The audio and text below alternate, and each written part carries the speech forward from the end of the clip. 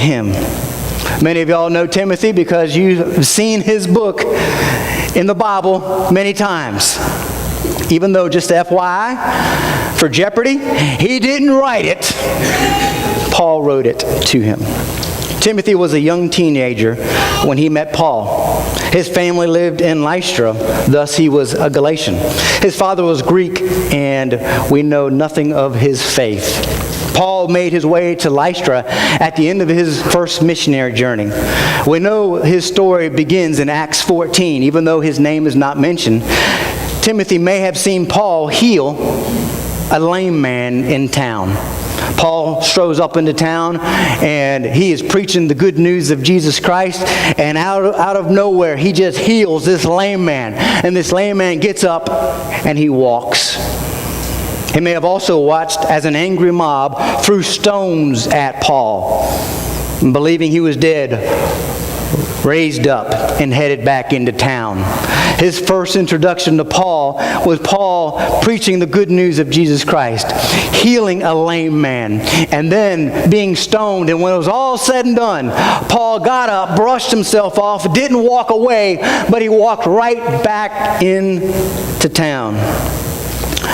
When Paul returned to Lystra a few years later on his second journey, we heard about young Timothy. Acts 16, 1 and 2 says this: Paul came to Derbe, then to Lystra, where a disciple named Timothy lived, whose mother was Jewish and a believer, but his father was Greek. The believers of Lystra and Iconium spoke well of him. What is the main statement in those two verses? You may say, well, maybe it has to do with, oh, I know what it is. They spoke well of him. No, that is the byproduct of the main statement.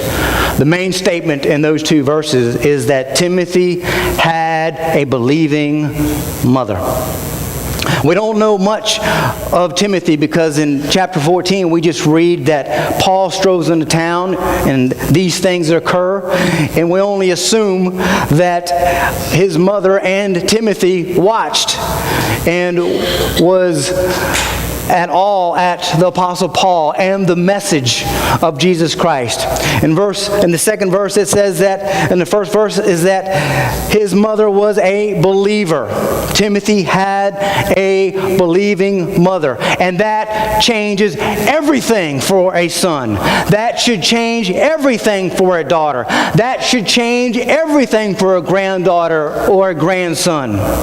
While a Christian mother holds her children tightly around her heart, she knows the power of influence and the importance and the responsibility of imprinting a biblical foundation deep in the hearts of your children.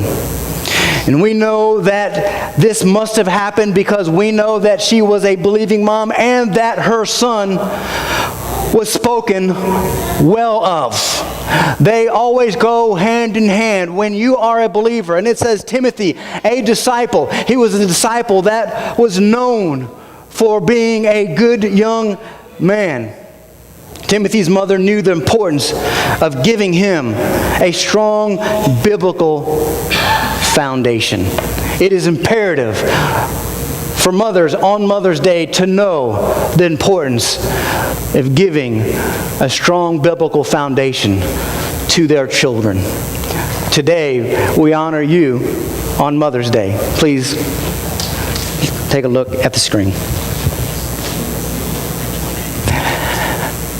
Hello, I'm Carrie. And I'm Melinda. And Carrie and I decided it would be a good idea to